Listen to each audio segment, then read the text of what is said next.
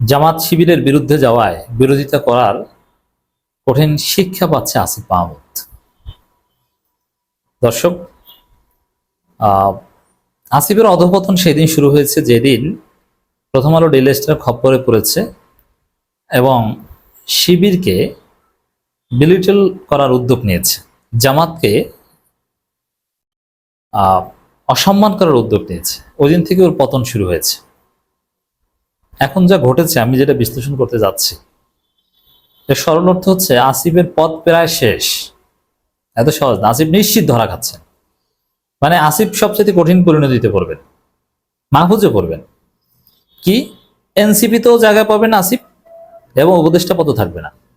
আর মাহফুজের ক্ষেত্রে আমি বলবো যে দেশেই থাকতে পারবে না, ওর বিদেশে চাকরি করে খেতে হবে। এত সোজা না, ওর অবস্থান শেষ করেছে। এনসিপি ওকে অ্যাকসেপ্ট করবে না, এনসিপি ওকে রক্ষা করবে। এনসিপি চাইলে মাহফুজকে ডিফেন্ড করে নেতা বানাতে পারে, জনগণের গালি সত্য, কিন্তু এনসিপি মাহফুজকে নেওয়ার ঝুঁকি নেবে না হয়তো। তা আসিফ ধরাটা কোন জায়গায় খাচ্ছে একটু আমরা দেখি দর্শক। আসিফের ডিগ্রেডেশনটা কখন শুরু হয়? ওই যে প্রথম আলোর প্রযোজনায় বই লিখেছে তখন থেকেই জামাত শিবিরকে বাদ দেওয়া, বইয়ের কভারে সাদিক কায়েমদের ছবি এডিট করে সরিয়ে দেওয়া। এর মানে জামাত শিবির কোথাও নাই। ওই প্রথম আলো ইন্ডিয়ার বয়ানে পড়েছে আসিফ, বই লিখেছে গণঅভ্যুত্থানের এবং সেখানে উল্টোপাল্টা তথ্য দিয়েছিল, হাসনাতের প্রতিবাদও করেছেন। তো জামাত শিবিরের অবদানকে খাটো করার উদ্যোগ আসিফ সবার আগে নিয়েছিল। যদিও আপনারা দেখেছেন যে আমিরে জামাত আসিফকে জড়িয়ে ধরেছে, কিন্তু এই কাজ করেছে জড়িয়ে ধরা বা এটা সৌজন্যতা, ইটস ডিফারেন্ট। একই সাথে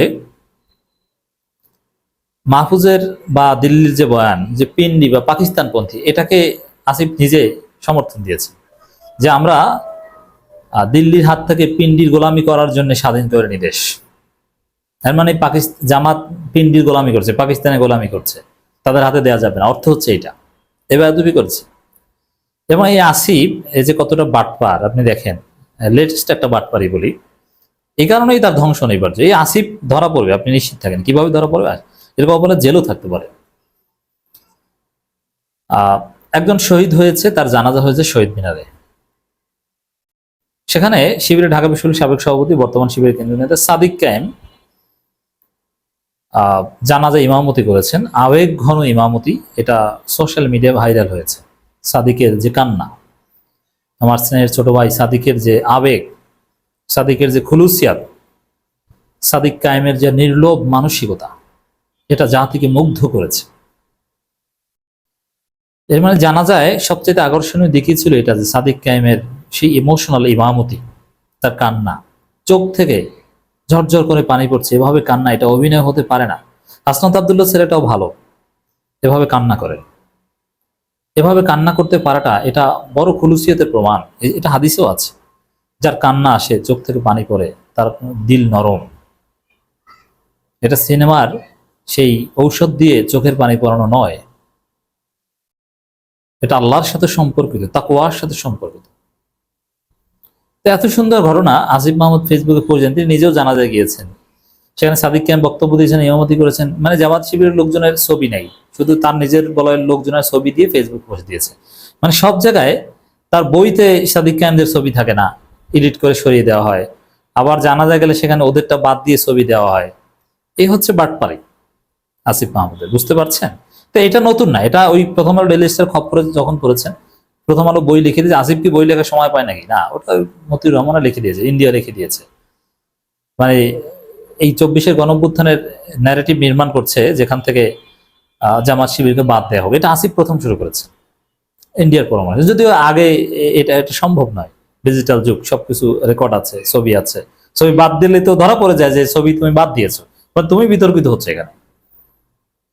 আমাদেরকে আসিফ মাহমুদ ফেসবুক ফ্রেন্ড থেকে আনফ্রেন্ড করে, আমরা সমালোচনা করি এর জন্য। এদের মধ্যে গণতান্ত্রিক কোনো মানসিকতা আছে? মাহফুজরা আনফ্রেন্ড করে, অনেকে ব্লক দেয়। এদের মধ্যে ডেমোক্রেসি নেই, এই সমালোচনা সহ্য করতে পারে না। যাই হোক দর্শক,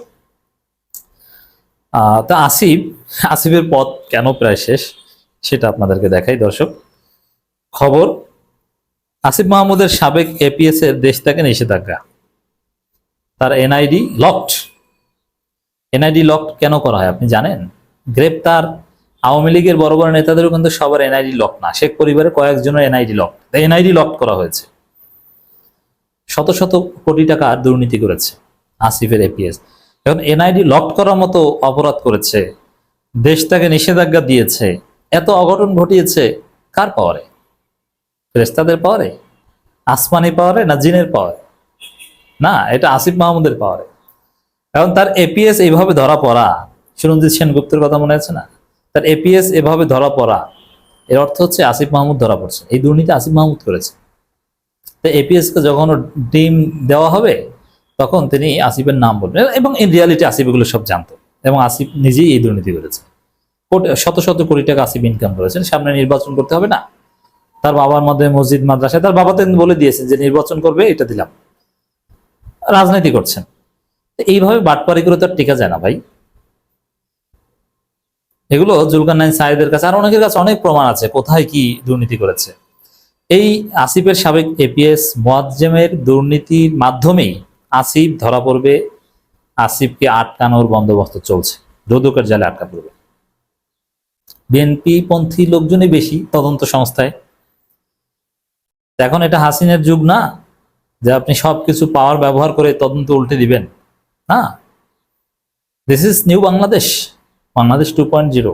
এখানে আসিফ মাহমুদকে জবাবদিহি করতে হবে, তিনি ধরা পড়বেন। বুঝতে পারছেন আসিফের পদ কিভাবে হুমকির মধ্যে পড়েছে, জেলও আছে কপালে যদি ন্যায় বিচার হয়। দুর্নীতি করেছেন আমি নিশ্চিত, এগুলো ঢাকা যাবে না। আর বিএনপি তো অনর আসিফের পদত্যাগের দাবিতে, মাহফুজের পদত্যাগের দাবিতে। অতএব চতুর্মুখী বিপদ। আবার উপদেষ্টা পরিষদ সফল করার উদ্যোগ। স্থানীয় সরকার উপদেষ্টা আসিফ মাহমুদের সাবেক এপিএস মোয়াজ্জেম হোসেনের দেশ ত্যাগে নিষেধাজ্ঞা ও এনআইডি ব্লক করার সিদ্ধান্ত নিয়েছে দুর্নীতি দমন কমিশন। তো এনআইডি ব্লক করার সিদ্ধান্তটা অনেক বড় কিছু। দুদক জানায় মোয়াজ্জেম হোসেনের এপিএস থাকাকালীন ক্ষমতার অপব্যবহার করে তদবির বাণিজ্য, টেন্ডার বাণিজ্য সহ নানা অনিয়মের মাধ্যমে শত কোটি টাকা সম্পদ অর্জনের অভিযোগ পাওয়া গেছে। এজন্য এপিএস যদি শত কোটি টাকার, তাহলে মাহফুজ এই আসিফ কয় হাজার কোটি টাকা ইনকাম করেছে, সব এগুলো ফাঁস হবে। দেখবেন কোন ব্যাংকে গিয়ে রেখেছে, সব ধরা পড়বে। সম্প্রতি মোয়াজ্জেম হোসেনের বিরুদ্ধে ওঠা নানা রকম দুর্নীতির খবর গণমাধ্যমে প্রচারিত হলেও স্থানীয় সরকার উপদেষ্টা আসিফ মাহমুদ সজীব ভুঁইয়ার এপিএস পদ থেকে অব্যাহতি দেওয়া হয়। এত সোজা না, এপিএস পদ থেকে অব্যাহতি দিয়েই আসিফ বেঁচে যাবেন না, এগুলো আসিফের সাথে রিলেটেড। এই মোয়াজ্জেম যত বিপদে পড়ছে, মোয়াজ্জেম না, এটা ততটা বিপদে আসিফ পড়ছে। এবং আরো ওই নাহিদও দুর্নীতি করেছে, এবং এটা ওপেন সিক্রেট ছিল, এটা ওদের প্রভাব বন্ধু বলে আলোচনা হতো যে ওরা সৎ থাকতে পারলো না। ব্যাংক স্টেটমেন্ট দেখালেই কি ফেয়ার প্রমাণিত হয়? নিজের ব্যাংকে কি টাকা রাখে কেউ? এই যে মোয়াজ্জেম এই শত কোটি টাকা দুর্নীতি করেছে, অথবা এই এনসিপির আর এক নেতা তানবীর 450 কোটি টাকা এক জায়গা থেকে মেরে দিয়েছে, তাদের ব্যাংকে খুঁজলে আপনি পাবেন না 1 কোটি টাকাও। ব্যাংকে তো আর টাকা রাখে না, ব্যাংক স্টেটমেন্ট দিয়ে নিজেকে ভালো প্রমাণ করা যায় না। যাই হোক দর্শক, জামাত শিবিরের সাথে লাগতে আসো, এরকম অধপতন ছাড়া কোনো উপায় নেই।